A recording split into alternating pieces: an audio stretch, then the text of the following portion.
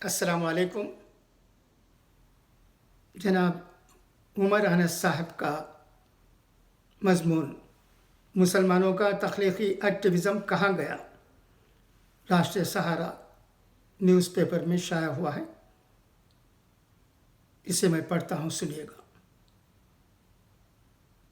جو باتیں عمر صاحب نے کہی ہیں وہ ہمیں سوچنے پر مجبور کرتی ہیں۔ ایک جمہوری ملک کے شہری ہونے کے ناطے ہندوستانی مسلمان کا حق ہے، ذمہ داری بھی اور ضرورت بھی کہ وہ اپنے بارے میں، اپنے مسائل اور اپنے فکر اور سوچ کے بارے میں پورے ملک اور دنیا کو بہتر سے بہتر طریقے سے باخبر رکھیں اور ان کے رائے کو اپنے حق میں بنائیں۔ کس زمانے میں مسلمان اس ملک میں شعر و شاعری اور ادب کے ذریعے اس ملک کی عوامی رائے پر مثبت اثر رکھتے تھے، لیکن گزشتہ 50 سالوں میں مسلمانوں کا ادب، فلم، ڈرامہ، ناول اور پورے سمعی بصری ذرائع میں ان کا اثر محدود ہوتا چلا گیا ہے۔ گزشتہ 50 سالوں میں تخلیقی میدان میں ملکی اور بین الاقوامی سطح کے ایوارڈ اور انعامات حاصل کرنے والے مسلمان شہریوں کی تعداد بڑی مشکل سے 2-4% سے زیادہ نہیں ہوئی ہے۔ کیا مسلمانوں میں ذریعہ تخلیقی اظہار خیال کے مواقع استعمال کرنے کا رجحان کم ہو رہا ہے، یا ان کے پاس مواقع اور پلیٹ فارم کم ہیں، یا ان کے درمیان تخلیقی صلاحیتیں ہی غائب ہو رہی ہیں؟ مثال کے طور پر مسلمان تخلیقی نگار یہ شکایت کرنے میں بجا تھے کہ ملک کے ٹی وی چینلوں کے پروگراموں کو خریدنے میں دلچسپی نہیں رکھتے، لیکن جب سے امیزان پرائم، نیٹ فلکس اور یوٹیوب جیسے پلیٹ فارمز مقبول ہوئے ہیں، سارے مین اسٹریم تخلیق نگار بھی ادھر کا رخ کر رہے ہیں۔ لیکن نیٹ فلکس جیسے پاپولر پلیٹ فارم سے اگر کوئی غائب ہے تو مسلمان تخلیق نگار ہیں۔ ایسا لگتا ہے کہ مسلمانوں نے ساری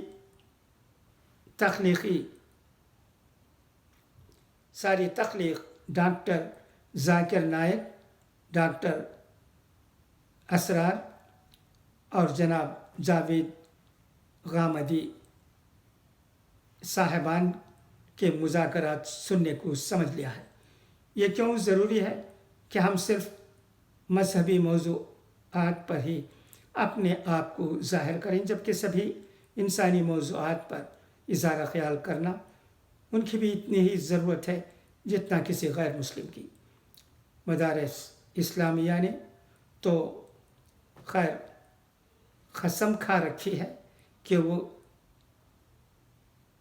دنیا کے ہر نئی ایجاد اور تخلیق کو 50-55 سال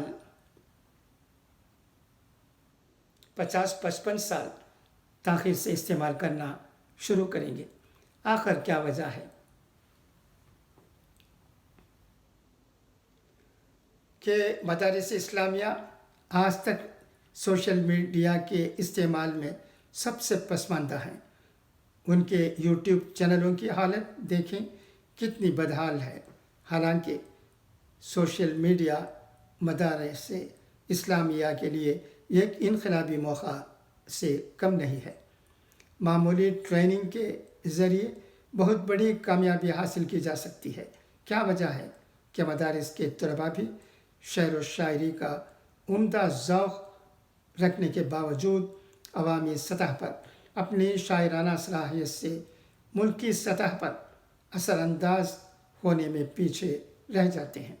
اسلامی محلوں، رسالوں اور مدارس کی ثقافتی سرگرمیوں میں تخلیقی وسائل کے استعمال کی تربیت اور ان کے بہتر استعمال کی رہنمائی کا فقدان ایک حقیقت ہے۔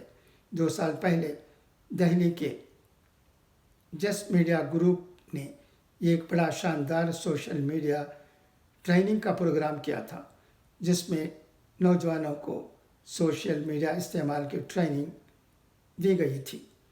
اس پروگرام سے فائدہ اٹھانے والے زیادہ تر وہ تھے جو باقاعدہ میڈیا کی تعلیم حاصل نہیں کر سکے تھے، لیکن آج وہ اپنے سوشل میڈیا میں پہلے سے زیادہ بہتر اور مؤثر طریقے سے اپنی پہچان بنا رہے ہیں۔ اس طرح کے پروگرام سبھی مدارس میں ہونے چاہیے تھے۔ ہر مدرسے کا اپنا چینل ہوتا اور سوشل میڈیا پر اچھا اثر ہوتا۔ مسلمان تخلیقی صلاحیتوں کے استعمال میں کیوں پیچھے رہ گئے ہیں؟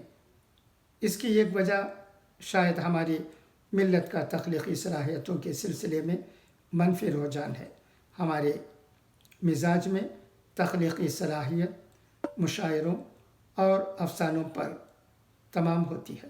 مجھے یاد ہے کہ ایک دینی جماعت نے 2013 میں سوشل میڈیا پر ایک ورکشاپ منظم کی تھی، میں جس میں بھی بن بلائے پہنچ گیا تھا۔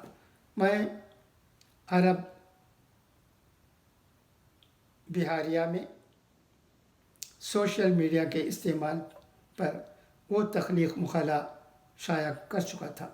مجھے لگا شاید ان باتوں کو ان کی مجلس میں بتاؤں گا تو انہیں بھی فائدہ ہوگا، لیکن جیسے ہی عرب بہاریہ میں سوشل میڈیا کے کامیاب استعمال پر 1-2 منٹ کی گفتگو کی، ان کے ایک انجینئر سیکرٹری نے مجھے گفتگو سے روک دیا، کہنے لگے ان باتوں کی انہیں ضرورت نہیں ہے۔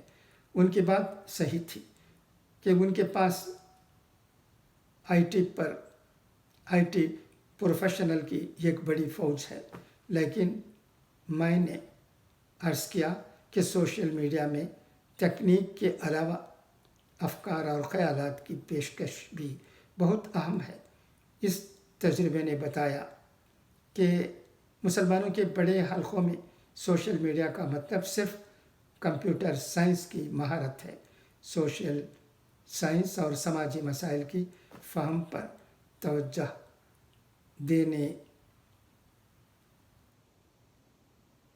کی ضرورت محسوس نہیں کی جاتی ہے۔ ہندوستان کے سوشل میڈیا کے سبھی پلیٹ فارمز کے 100 سب سے مقبول لوگوں میں مسلمان ناموں کی لسٹ آپ ابھی گوگل سے تلاش کر کے دیکھ لیں۔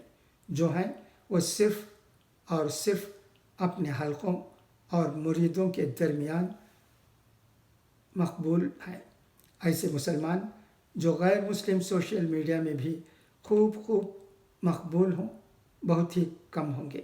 یہ بات مسلمانوں کے لیے فائدہ مند نہیں ہے۔ آپ اس ملک کے سوشل میڈیا پر اس طرح سے الگ تھلگ نہیں رہ سکتے جیسے آپ اپنے محلوں میں رہتے ہیں۔ سوشل میڈیا صرف سیاسی سماجی مستقبل نہیں بلکہ تجارتی اور معاشی ترقی کے لیے بے حد اہم ذریعہ بن چکا ہے۔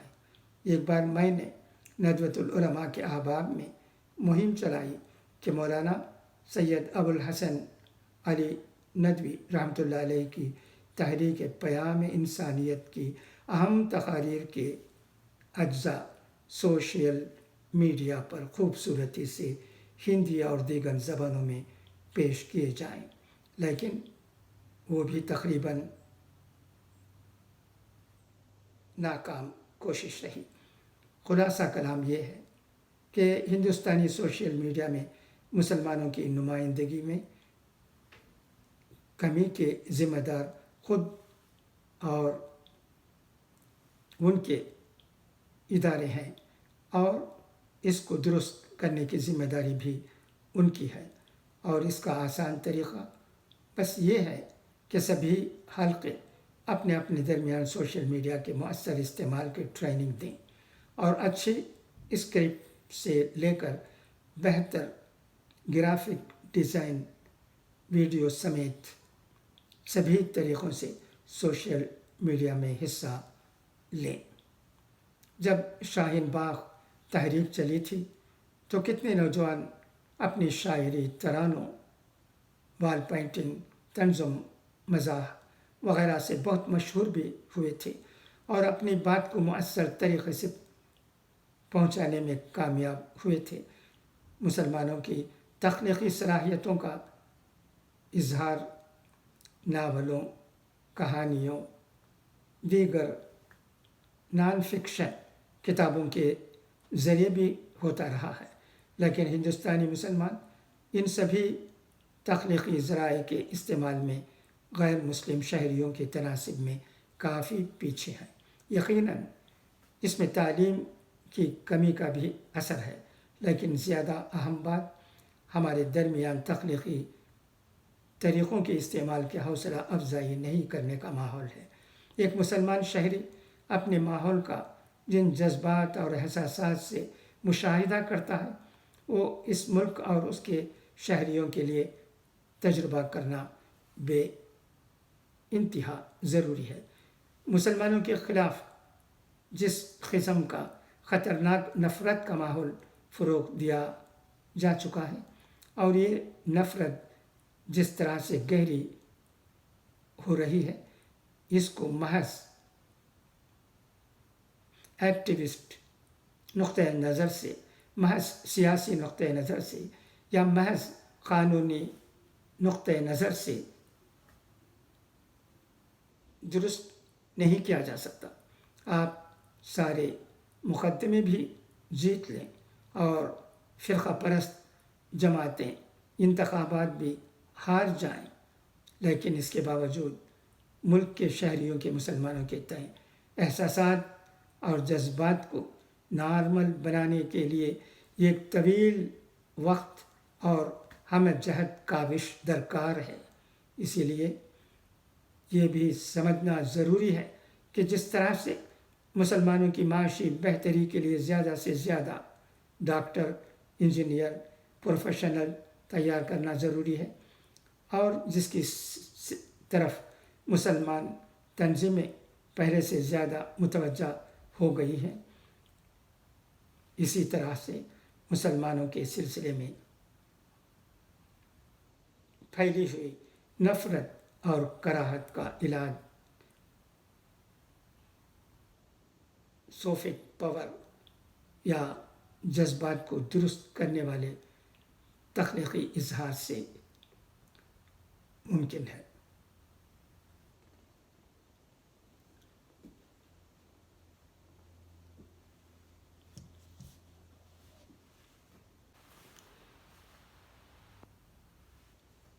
اس مضمون کا نچوڑ بھی پڑھ دیتا ہوں، سنیے گا۔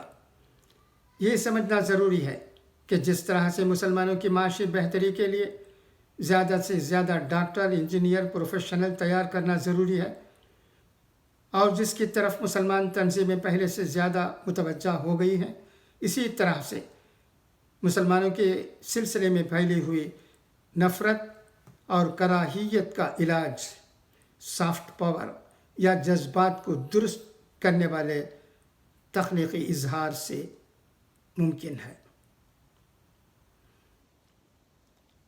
اچھا، تو اب اجازت، انشاءاللہ